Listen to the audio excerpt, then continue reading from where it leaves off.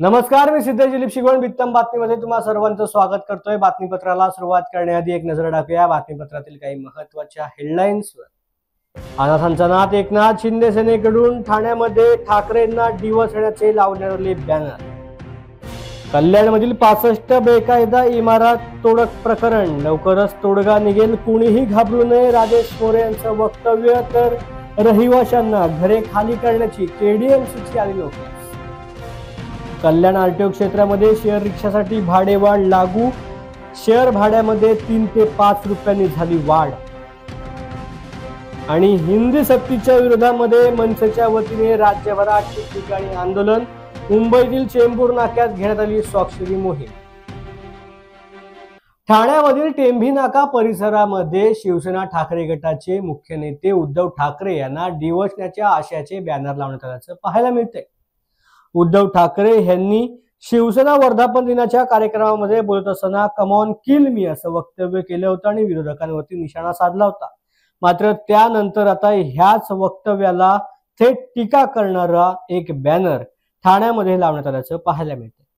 Come on किल मी म्हणण्याऐवजी जर come on save मी असं म्हटलं असतं तर शिंदे साहेब मदतीला आले असते असा मजकूर ह्या बॅनरवरती छापण्यात आलाय। ठाकरेंनी 59व्या वर्धापन दिनाच्या निमित्ताने मुंबईमध्ये मेळावा घेतला, त्यावेळेला भाषण करत असताना त्यांनी विरोधकांवरती सडकून टीका केली। कम ऑन किल मी असा उल्लेख करत एकनाथ शिंदे यांच्यावरती त्यांनी निशाणा देखील साधला आणि ह्याच पार्श्वभूमीवरती टेंभी नाक्यामध्ये हा बॅनर लागण्यात आल्याचं पाहायला मिळतंय। ठाण्यामध्ये एकनाथ शिंदेंचा अनाथांचा नाथ असा उल्लेख करत कम ऑन किल मी म्हणण्याऐवजी कम ऑन सेव्ह मी असं म्हटलं असतं तर शिंदे साहेब मदतीला आले असते। एकनाथ शिंदे हे मारणाऱ्यामधील नसून तारणाऱ्यामधील आहेत, त्यामुळेच त्यांना अनाथांचा नाथ एकनाथ असं म्हटलं जातं असा बॅनरवरील उल्लेख हा ठाकरेंना डिवचण्यासाठी करण्यात आल्याचं पाहायला मिळतंय। आज बाळासाहेबांच्या विचारांची आणि धर्मवीर आनंदीगे साहेबांच्या विचारांची उपमुख्यमंत्री एकनाथ शिंदे साहेबांच्या मार्गदर्शनाखाली सुरू असलेली जी शिवसेना आहे, जी कार्यरत शिवसेना आहे, त्या शिवसेनेचा एक जबाबदार पदाधिकारी म्हणून त्या दिवशी आम्ही उद्धव साहेबांचं भाषण ऐकलं की त्यांनी सांगितलं की कम ऑन किल मी। तर मी शिवसेना वैद्यकीय मदत कक्षाचा ठाणे जिल्हा प्रमुख सुद्धा आहे। तर शिंदे साहेबांची आम्हाला सरळ सरळ शिकवण आहे की आपल्या वैद्यकीय मदत कक्षामध्ये येणारा कुठल्याही पक्षाचा नेता असू दे, कुठल्याही पक्षाचा कार्यकर्ता असू दे किंवा कुठल्याही पक्षाचा नागरिक असू दे, त्यांचं आपण संरक्षणच करायचं, त्यांना आपण मदतच करायची। म्हणून आम्ही हा ठाण्यातल्या जनतेला आणि महाराष्ट्राला जनतेला एक बॅनर स्वरूपी रूपातून एक तुम्हाला आम्ही संदेश द्यायचा प्रयत्न केला आहे की एकनाथ शिंदे साहेब हे तारणारे आहेत, हे मारणारे नाही आहेत। त्यांनी आतापर्यंत तुम्ही कोल्हापूरचा पूर बघितला असेल, तुम्ही इशाळवाडीचा बघितला असेल, तुम्ही काश्मीरचा जी दुर्घटना झाली ती बघितली असेल किंवा जिथे कुठे संकट आली तिथे एकनाथ शिंदे स्वतः फील्डवर उतरून लोकांची वैद्यकीय सेवा असू दे, लोकांची मानसिक स्थिती सांभाळायचं काम असू दे, त्यांना तिकडनं कुठे अडकलेल्या लोकांना इथे आणायचं स्वतः फील्डवर उतरून त्यांनी काम केलेलं आहे। त्यामुळे आम्ही उभाटा गटाला फक्त या बॅनर स्वरूपातून मेसेज द्यायचं काम केलेलं आहे की एकनाथ शिंदे हे तारणारे आहेत, हे मारणारे नाहीत। त्यांना तुम्हाला जर कुठली अडचण असेल, तुमच्या इथे कुठली काही अडचण असेल तर ठाण्यातले किती उभाटाची तुम्हाला केसेस सांगू वैद्यकीयच्या, ज्या आमच्याकडे येतात त्या आम्हाला सांगतात की आम्हाला वैद्यकीय मदत हवी आहे। आम्ही कुठलाही पक्ष त्यामध्ये बघितला जात नाही, कुठलेही आम्ही धर्म बघितला जात नाही। शिंदे साहेबांच्या मार्गदर्शनाखाली सुरू असलेला जो शिवसेना वैद्यकीय मदत कक्ष आहे, मंगेश शिवटे जे आहेत ते त्याचे कक्ष प्रमुख आहेत आमचे, आणि डॉक्टर श्रीकांत शिंदे साहेबांच्या मार्गदर्शनाखाली जो आहे, तर आम्ही सर्व ठाण्यातले शिवसैनिक आम्ही उभाटा गटाला एकच मेसेज देऊ इच्छितो की एकनाथ शिंदे हे तारणारे आहेत, हे मारणारे नाही आहोत। म्हणून हा आम्ही बॅनर लावलेला आहे। त्यांनी जे भाषणामध्ये त्यांनी जे स्टेटमेंट केलं कम ऑन किल मी, हे मुंबई बघा आम्ही कार्यकर्ते आहोत, आम्हाला ते मुंबईचं राजकारण काय झालं आम्हाला नाही माहिती, पण ते स्टेटमेंटला एक प्रत्युत्तर म्हणून, एक भावनिक प्रत्युत्तर म्हणून आम्ही हे बॅनर लावला आहे की बाबा शिंदे साहेब हे तारणारे आहेत, हे मारणारे नाही आहेत। ठाण्यामध्ये ज्या पद्धतीने ठाकरेंना डिवचण्यासाठी बॅनर लावण्यात आलेला आहे, त्याच पद्धतीने पुण्यामध्ये शिवसेना ठाकरे गटाकडून शिंदेना डिवचण्याचा प्रयत्न केला जातोय। शिंदेवरती टीका करणारा अलका चौक मध्ये एक बॅनर सध्या राजकीय वर्तुळामध्ये चर्चेचा विषय बनलाय। निष्ठेचे सोडून विचार सत्तेसाठी एक लाचार, ठाकरेंच्या शिवसेनेकडून पुण्यामध्ये अशा आशयाचा हा बॅनर लावण्यात आल्याचं पाहायला मिळतं, ज्यामध्ये शिंदेंना थेट लाचार असं म्हटलं जातंय। पुण्यामधील अलका चौकामध्ये ठाकरेंच्या शिवसेनेकडून ही बॅनरबाजी करण्यात आली। बॅनरमध्ये शिवसेनेमध्ये असताना एकनाथ शिंदे यांना दिलेल्या पदाची ही माहिती देण्यात आली।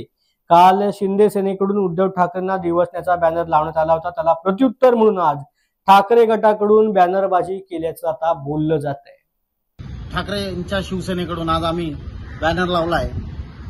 एकदम भारी बॅनर आहे। बॅनर म्हणजे काय, त्यामध्ये एकनाथ शिंदे उद्धव साहेबांच्या पाया पडतात।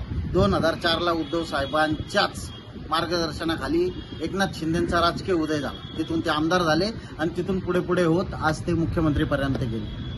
शिंदेंनी शिवसेना फोडली, आमदार नेले, त्याचा आमच्या मनात काही राग नाही। झालं, तुम्ही केलं, तुम्हाला काय वाटलं ते। पण ज्या मुख्यमंत्र्यांनी म्हणजे आजचे आपले लाडके नगर सगळे सर्वांचे लाडके मुख्यमंत्री श्रीमान्य उद्धव बाळासाहेब ठाकरे यांनी कोरोना काळामध्ये अख्ख्या महाराष्ट्राला कुटुंब म्हणून सांभाळलं।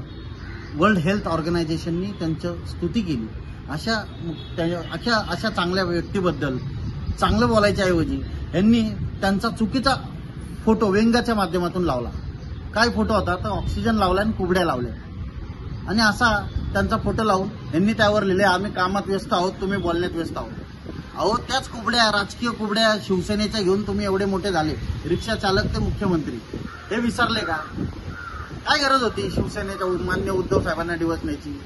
तुम्हाला काय वाटलं कोण बोलणार नाही का? अहो, पुण्यामध्ये अखंड शिवसेना आजही जागेवर आहे। पुणे, मुंबई, सगळीकडे महाराष्ट्रात सामान्य रोडवरच्या चालणाऱ्या माणसाला जरी विचारलं तरी तो सांगेल, हो आम्ही ठाकरेंसोबत आहोत।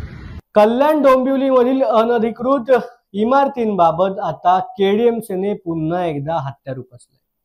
65 कल्याण डोंबिवली मधील इमारतींना आता कारवाई करण्याचे आदेश आणि तेथील रहिवाशांना आपली घरं खाली करण्याचे आदेश केडीएमसीच्या माध्यमातून देण्यात आले। कल्याण डोंबिवलीमधील 65 बेकायदा इमारत प्रकरणामध्ये महापालिकेने इमारतीमधील रहिवाशांना ह्या नोटीस पाठवायला सुरुवात केली। लवकरात लवकर घरे खाली करण्याचे त्यांनी सांगितलंय। पावसाळा सुरू झालाय, नागरिकांनी मुलांचे शाळेमध्ये ऍडमिशन देखील केले। आता महापालिकेने नोटिसा पाठवल्यात। मुख्यमंत्र्यांनी मात्र शब्द दिला होता की एकाही नागरिकाला बेघर होऊ देणार नाही, मात्र केडीएमसी अशा पद्धतीने नोटिसा पाठवत आहे। आता याला काय म्हणायचं? मुख्यमंत्री मोठे आहेत की केडीएमसी, असा संतप्त सवाल देखील नागरिकांनी उपस्थित केलाय। आमच्यावरती घराच्या कर्जाचा डोंगर आहे, आम्हाला फाशी घेण्याशिवाय आमच्याकडे दुसरा कोणताही पर्याय नाही, त्यामुळे आता मुख्यमंत्र्यांनी उपमुख्यमंत्र्यांनी लक्ष द्यावे, आम्हाला वाचवावे, अशी मागणी देखील आता रहिवाशांनी केल्याचं बोललं जातंय। मी प्रणव पाटील, साई गॅलेक्सी बिल्डिंगमधून, कोपर स्टेशनच्या बाजूलाच माझी बिल्डिंग आहे।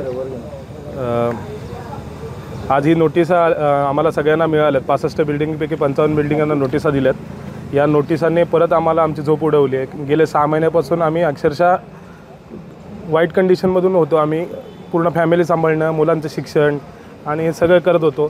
त्याच्यानंतर 21 मार्चला मुख्यमंत्री साहेबांनी जे आम्हाला आश्वासन दिलं की आम्ही कोणालाही बेघर करून देणार नाहीत, त्या दिवसापासून आम्ही चांगले दिवस काढत होतो।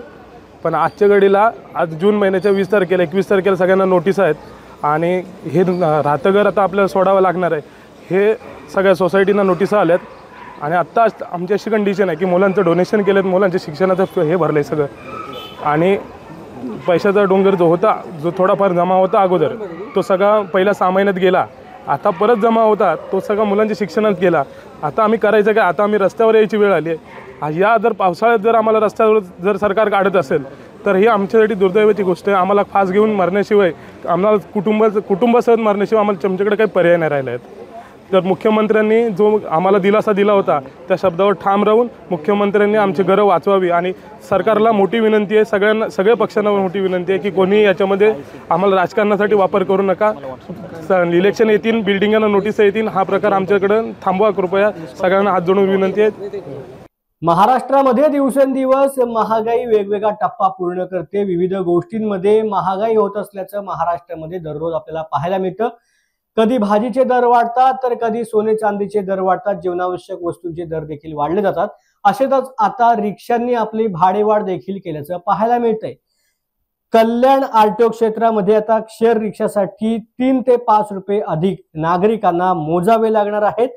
पूर्वी रिक्षाचे मीटर भाडे 23 रुपये होते, त्यात 3 रुपये दरवाढ झाली आणि ती 26 रुपये झाली. प्रवाशांना बोजा पडू नये म्हणून आम्ही भाडेवाढ लागू केली नव्हती, मात्र आता शेअर रिक्षामध्ये देखील भाडेवाढ होणार आहे असं मत संतोष नवले यांनी व्यक्त केलेलं आहे. त्यामुळे आता 3 ते 5 हजार रुपये कल्याणमधील नागरिकांना शेअर रिक्षामध्ये प्रवास करताना अधिक मोजावे लागणार आहेत. रिक्षाची भाडेवाढ 4 महिन्यापूर्वी दिलेली आहे शासनाने. पहिलं मीटर आमचं 23चं होतं, आज 26 रुपये मीटर झालेलं आहे. पण प्रवाशांना जास्त बोजा पडावू नये म्हणून आम्ही ते थांबलो होतो आणि आमचे काही मीटर रिकलेक्शन होणं बाकी होतं. पण आजच्या तारखेला 95% मीटर रिकलेक्शन झालेलं आहे. सर्व रिक्षा चालकांनी 95% रिक्षा चालकांनी 26 मीटर केलेलं आहे. पण काही रिक्षा चालक आता करत आहे. पण ह्याच अनुषंगाने आता आम्ही ठरवलं आहे की बाबा आता वाहतूक शाखेच्या विभागाने ओव्हरशीटवर कंपल्सरी कारवाई केल्यामुळं आणि 10,000 रुपये 66,192 कलम लावून आणि 10,000 रुपये दंड होतो आहे आणि कोर्टात पाठवत आहे. हे अन्यायकारक आहे. याच्याविषयी आम्ही लवकर DCP पंकज शिरसाट साहेब वाहतूक शाखा ठाणे येथे भेट देणार आहोत आणि राज्याचे उपमुख्यमंत्री माननीय एकनाथजी शिंदे साहेब यांच्याशी आम्ही लवकरच भेट घेऊन किती वाढ किती केला आहे, कुठे कुठे झाली आहे? वाढ प्रत्येक शहरामध्ये झालेली आहे, प्रत्येक रूटला झालेली आहे. कमीत कमी 3 ते 5 रुपयाची शेअरमध्ये वाढ झालेली आहे. महाराष्ट्रामध्ये हिंदी आणि मराठी हा वाद सध्या निर्माण झाल्याचं पाहायला मिळते. 1ली पासून ते 5वी पर्यंतच्या मुलांना हिंदी सक्तीची करण्यात आलेली आहे आणि त्यामुळे मनसे आक्रमक झाल्याचं पाहायला मिळते. हिंदी सक्तीची नको आणि हिंदी तृतीय भाषा म्हणून 1ली पासूनच्या विद्यार्थ्यांना शिकवायलाच नको अशा पद्धतीचं मत व्यक्त करत मनसेच्या वतीने ठिकठिकाणी आंदोलन केलं जाते. आज मुंबईमधील चेंबूरमध्ये देखील स्वाक्षरी मोहीम घेण्यात आली. याला नागरिकांनी मोठ्या पद्धतीने प्रतिसाद दिल्याचं देखील पाहायला मिळतंय.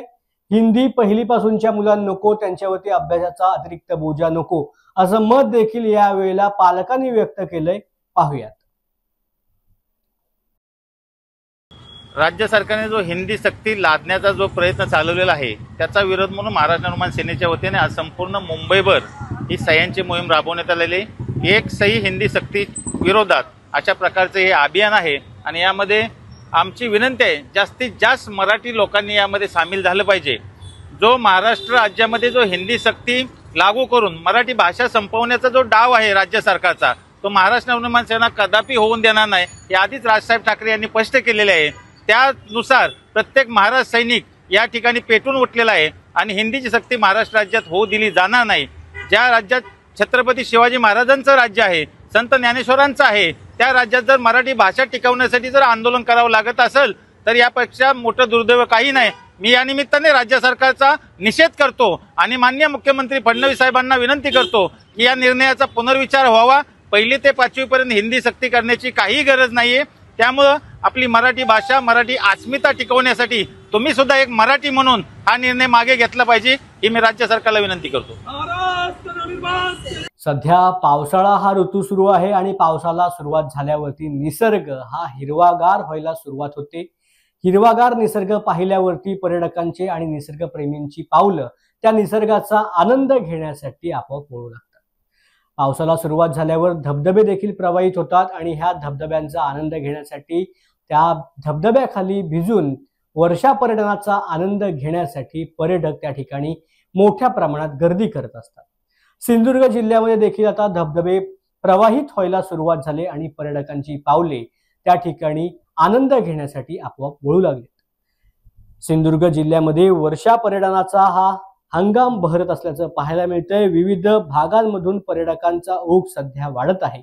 कोल्हापूर, गोवा, सांगली आदी ठिकाणाहून पर्यटक खास करून सावडाव धबधबा पाहण्यासाठी मोठ्या संख्येने गर्दी करतात. सावडाव हा कणकवली तालुक्यामधील निसर्गरम्य असा धबधबा असून सुरक्षित आणि स्वच्छ या परिसरामुळे पर्यटकांचे खास आकर्षणाचा केंद्रबिंदू हा धबधबा ठरतोय. येथील धबधब्यात पोहण्याचा आणि त्याच्या खाली भिजण्याचा मनमुराद आनंद पर्यटक घेत असल्याचं पाहायला मिळतं.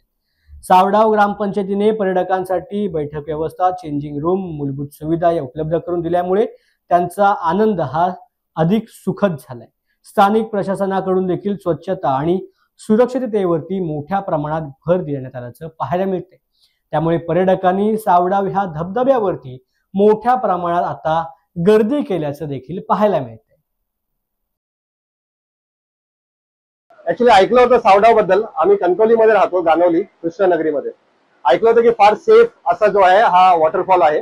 आम्ही मुंबईला असतो, सुट्टीसाठी आलो होतो, तर त्यासाठी पाहायला आलो. बघितलं भरपूर सेफ आहे इथे. सगळी केलेली जी आहे योजना वगैरे व्यवस्थित सुंदर आहे, सेफ आहे, स्टेप्स उतरण्याकरिता वगैरे. आणि सगळ्या फॅमिलीला घेऊन या पाण्यामध्ये उतरून आपल्याला गुडघ्यापर्यंत पाणी आहे, म्हणजे असं जीवाला हानी असं काही नाही आहे. फार सुंदर ही ठिकाण आहे आणि सुचवतो मी सगळ्यांना या आणि इकडे याचं मजा घ्या. माझं नाव अजय साळसकर. वेळ झाल्या बातमीपत्र इथेच थांबायची. पुन्हा भेटू नवीन बातमीपत्रात. धन्यवाद.